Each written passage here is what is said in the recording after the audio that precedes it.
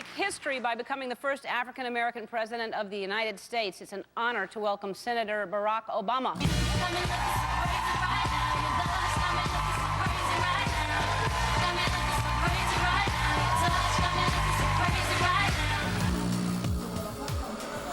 Give me your assessment of Barack Obama, where he's come from, what he's done, what he's accomplished. He's a political phenomenon. Yeah, absolutely. He's an inspiring candidate. And he's got the young people out there just eating out of the palm of his hand. It is very interesting the way he's treated. He goes on a talk show like Ellen DeGeneres and they start to dance. He's not treated like most politicians. He's gotten the reception of a rock star wherever he's traveled. I can tell you that the members of the media are in love with Senator Obama. I have to tell you, it's part of reporting this case. The feeling most people get when they hear a Barack Obama speech, I felt this thrill going up my leg. I mean, I don't have that too often. Steady. The press loves Obama. Red in the face, embarrassed to stand up, go to bed thinking about you. I love you, sealed with a kiss kind of love. I think from a reporter's point of view, it's almost hard to remain objective because it's infectious. It's a young bunch of people, and they're very excited about him. It's a little hard to really dig in with investigative reporting when you feel that way. And he's passing his hope bong around the drum circle of young America. His his hope bong, Larry. He's inviting people to take deep tokes off of his bong packed with hope. He is the one. Barack Obama! The strongest experience that I have is in foreign relations is the fact that I spent 4 years living overseas when I was a child. We need Barack Obama. They were so moved by the crowds that he drew. They focused not on what he said, but how well he said it. Having been on the Washington Post, I know that there's this herd mentality. Yes, we can! I think it's partly laziness. He's sort of a gift from the world to us. We are the ones we've been waiting for. I mean, reporters are like fish. You know what I mean? Something, bright and shiny wiggles past you and you just instinctively go for it. Barack Obama! He speaks about America in a way that has nothing to do with politics.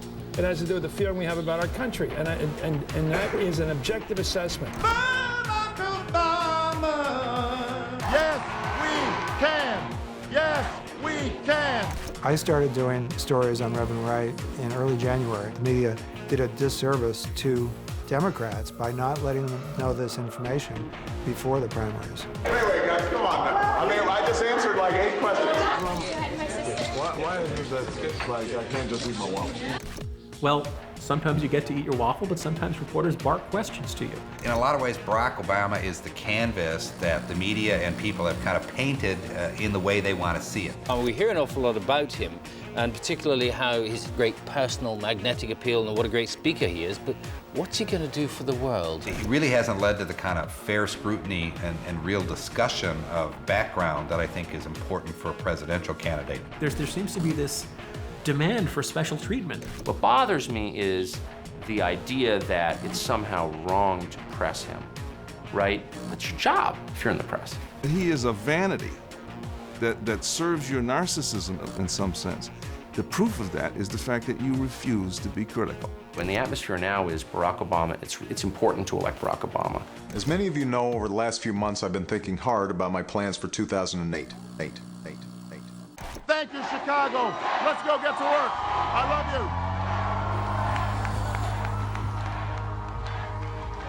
you. But he's not even left or right. He's a radical.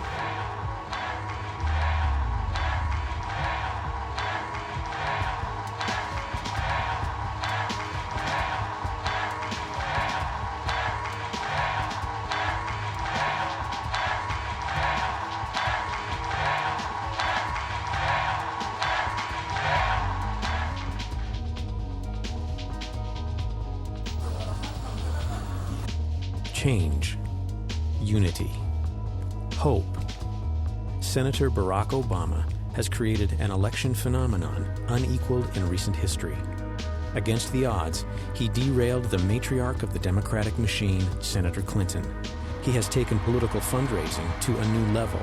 He is the first African American to lead his ticket into the general election. His followers claim he is the antidote to all that ails America. He is hailed as the political savior of our day.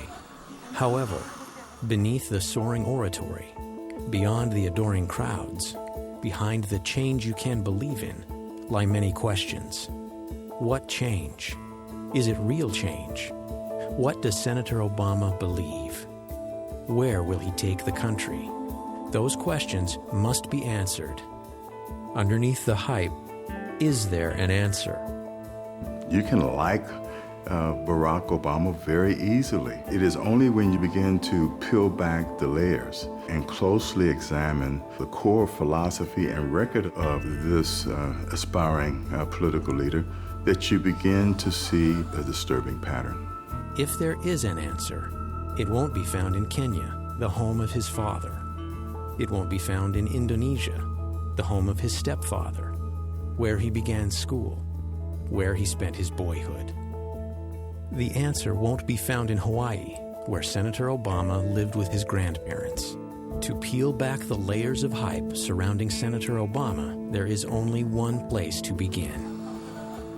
Well, I would like to know a lot more about his life in Chicago. Chicago's an interesting, complicated place, and you can't tell me that you could spend, 18 years there, or however long he spent, and no stories have resulted from that time? He came out of a different ethos, Obama did. Came out of the street politics, the social worker ethos, more or less the radical activist. When people asked him what he wanted to do, he said he wanted to bring about change. We need change, and it's not going to come from the White House, it's not going to come from Congress, it's going to come from the people. After graduating from Columbia, Obama yearned for a connection to the great struggle of the Civil Rights era, as described in Dreams from My Father. I saw the African American community becoming more than just the place where you'd been born or the house where you'd been raised. Through organizing, through shared sacrifice, membership had been earned. After college, I went and worked in the Great Society programs in East St. Louis, Illinois, and other places. And I think a part of that was to make the point, to prove that I was black, that my identity, that I did belong. Obama, after college, does the same thing. For 3 years, goes and works as a community organizer, and I think probably for the exact same reasons. In 1985, Obama was hired as a community organizer by some of the original disciples of Saul Alinsky. Gerard Kelman of the Calumet Community Religious Conference was looking for an organizer to direct the new Developing Communities Project. Jerry Kelman, according to Obama's book, he recognized that it was very difficult for him, being white, to be an effective community organizer in neighborhoods that were almost entirely black. The 24-year-old Obama immediately impressed them. Obama moved to Chicago, as he described it, the capital of the African American community in the country. It's a pattern. So you look at him going to Chicago to become a community organizer, and whose approach to community organization did he embrace? Saul Alinsky. Saul Alinsky was an anarchist. Saul Alinsky, by most definitions, was a radical. He is something of an icon on the left. He compared the work of a community organizer to the work of a labor organizer. How if you stoke people's resentments, you can get them to act. He wrote Reveille for Radicals and he wrote Rules for Radicals, which describe this process of taking action, community organizing. As Obama worked the South Side churches to recruit support for DCP, he ran up against a serious roadblock. He wasn't religious, and therefore was looked upon with suspicion by the preachers and leaders of congregations. It was when he's visiting these pastors that one of them says to him, "By the way, what church do you attend?" And Obama said, "Well, I don't." And the pastor said, "If you're going to come and try to enlist a bunch of ministers in a group that will be led by churches, it wouldn't be a terrible idea if you actually went to church yourself." So that leads him to this sort of search for churches, which eventually led him to Trinity United Church and Jeremiah Wright. Then all of a sudden you start to get, I joined Reverend Wright's church because I knew that I couldn't organize in the African American community if I didn't have a church base. And there's no doubt about it, Barack Obama went to that church, not by accident. He didn't drift in. He chose it, and he chose it precisely because it had that racial focus that met a need within him. He ought to be more frank about that. As an organizer, Obama was largely a failure. He really produced no significant change. Many of the campaigns that Obama took credit for, other people were the main contributors to producing results. There's very few results that Obama can point to and say, here's something I accomplished in my years as an organizer. One of them was to bring a job training referral center to one of the neighborhoods he was in, and the other one was to remove asbestos from a housing project. There's still asbestos in that housing project today, and the neighborhood is still a very rough area. Jobs are hard to come by. There's been no long-term improvement.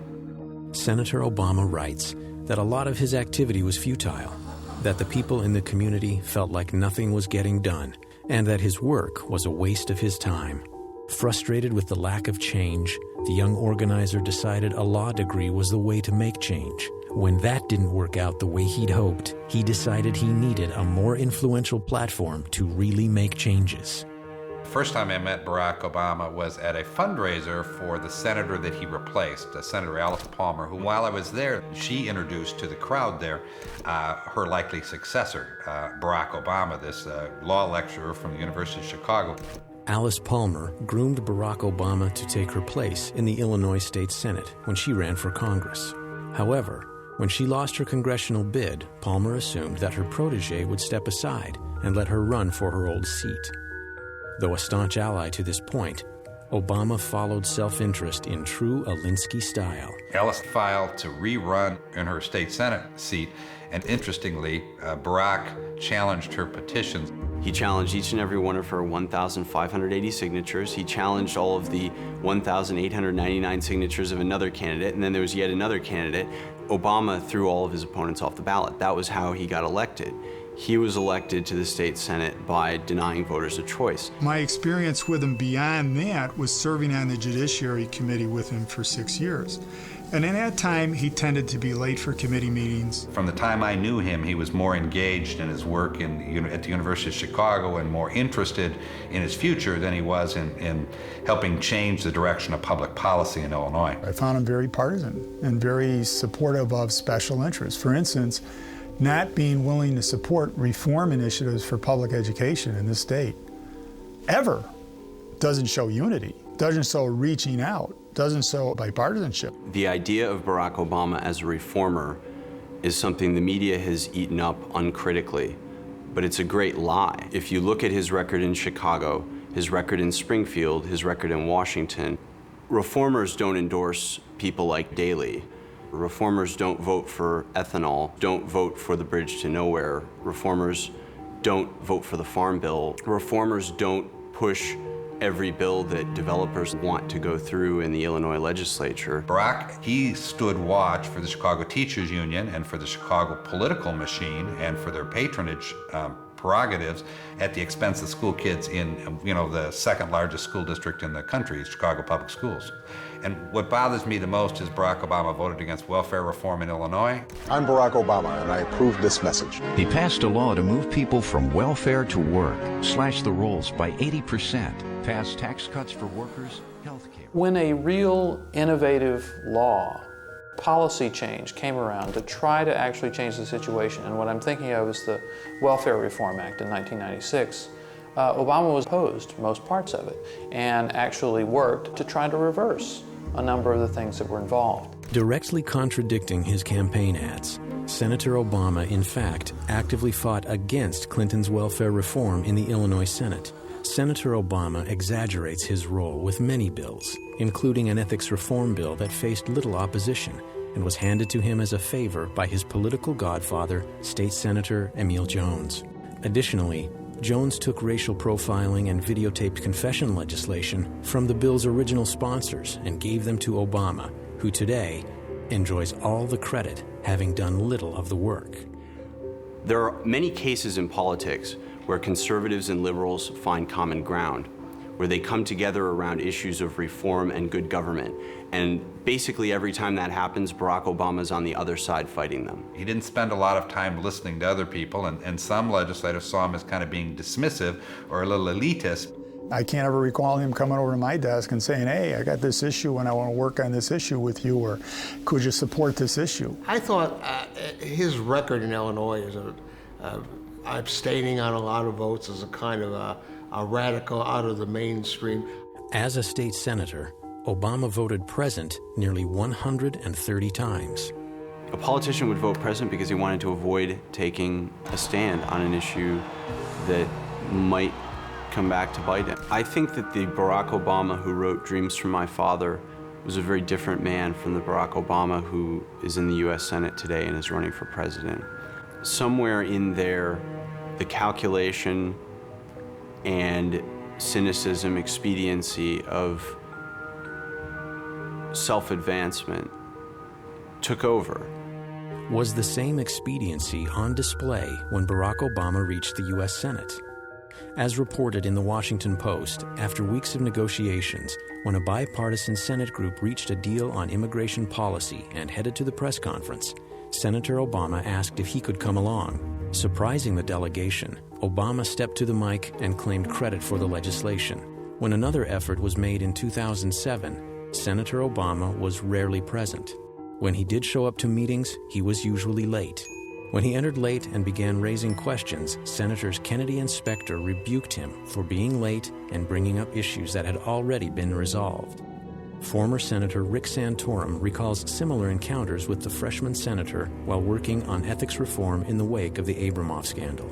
He was elected in 2004, and we served 2 years together. I was appointed by our leader, Bill Frist, to head up that effort in 2005. And Harry Reid appointed Barack Obama to do the same. What I saw was someone who was young, who was inexperienced, and who was basically carrying water for his leader, and ultimately, was completely uncooperative.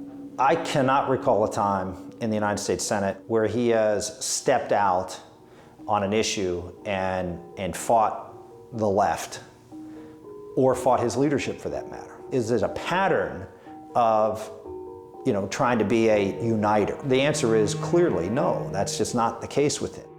The question of ethics arises over earmarks, funding requests that are not subject to public scrutiny.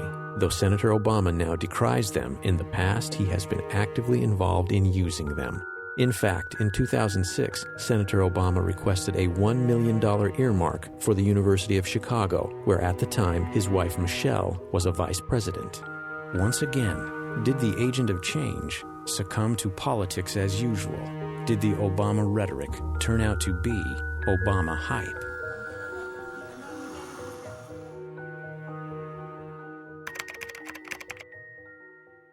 The hype of the Obama campaign wants us to believe that Chicago made the junior senator a man of the people. When you look past the crowds and applause, who are the people and what are the politics Senator Obama stands for? I am somebody who is no doubt progressive. The National Journal ratings are done on the basis of just about every roll call vote in the Senate, and they rank the senators relative to one another. And the most recent National Journal ratings did show Barack Obama as the #1 most liberal senator. And that puts him to the left of the only proclaimed socialist in the Senate, puts him to the left of Teddy Kennedy. His agenda is trans-liberal. It is radical. There's no position I know of so far where Senator Obama has ever deviated from the liberal line. He takes almost automatically takes the most liberal position possible, and that's the way he voted automatically when he came into the Senate. Well, what you're saying is, and I don't have enough convictions to say this is right and this is wrong. And I am in that sense something of an empty man. And so people need to think very carefully of whether or not America is ready for a president that's going to be governed by not just his liberal agenda, but rabid liberals who are so out of control and so out of touch with America. You'd see something like what we saw under Lyndon Johnson, the Great Society Congress of 1965, where measures that had been unpassable for years were suddenly passed within a matter of a few months. If you look at the New Deal, 35 and 36, the guts of the reforms, the anti-poverty program of Johnson, 64 and 65, and the Civil Rights Bill, and the Reagan Revolution, 81 and 82, those 3 two-year periods were responsible for probably 2/3 of the important legislation that's happened in the last 100 years. If Obama's elected 2009 and 10, will be as sharp a move to the left as those previous years were to the right or to the left. He's going to have an overwhelmingly Democratic Congress with him, and he's going to have more power than any American president in a long, long time. For the average American, what will Obama's change mean regarding critical issues? Where exactly will he take the country? I've compared the Obama campaign to the process of buying a new car. It's shiny, it's attractive, and you really want it because it's really different from anything you've ever had. And then you go into the sales manager's office and he sits down and shows you the contract and he tells you how much the monthly payments are. And suddenly you say, but I can't afford that. And when people understand that his policies are not centrist, they really are left of center, I think they're going to realize, like the shine, can't afford the price. With the prospects likely for Democrats to increase at least a little their majorities in the House and the Senate, it's very likely that President Obama will mean higher taxes for many Americans. You know, there's a reason why 80% of the jobs that have been created since 1980 in the industrialized world have been created in the United States, and 10% in Britain, and 10% in the rest of Europe and Japan combined. And it's because we have the lowest taxes. In Europe, you take about 48 to 50% of the income in taxes. In Britain, it's about 43. In the United States, it's 33. And that is a vast difference. Under President Obama, it's going to go north of 40. A President Obama may affect more people more drastically on one issue more than any other: taxes. Critics expect that every family that earns more than $100,000 per year will face a potentially irrevocable change in their tax burden. The top rate now is 35%. It'll go up to 40. Oh, but he wants to impose Social Security taxes on income above $100,000. Right now it cuts off at $100,000. That's another 12%. And then you have the Medicare tax that's 2.5%, and you have state and local taxes that are 7 or 8%, but they're deductible, so figure they're 5. So you add them up, 40 and 12 and 3 and 5, 60. And that's a fundamental change. And we're going to bring about change. As happy as I am that an African American, somebody who looks like me, can run for the presidency of the United States and do so credibly, at the same time, I will not vote for anybody who's going to raise my taxes. It's essentially a redistribution of wealth from people who have earned it to people who haven't. You have, however, said you would favor an increase in the capital gains tax. In the 1980s, when the tax was increased to 28%, the revenues went down. So why raise it at all, especially given the fact that 100 million people in this country own stock and would be affected?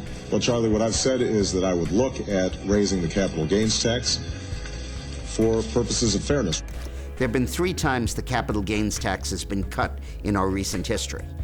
Each time, revenues rose by between 40 and 50%. Because when the tax rate drops, the velocity of the transactions increases. More people sell, more people buy, and more people are paying the lower tax, and the revenues swell. But history shows that when you drop the capital gains tax, the revenues go up. Well, that might happen, or it might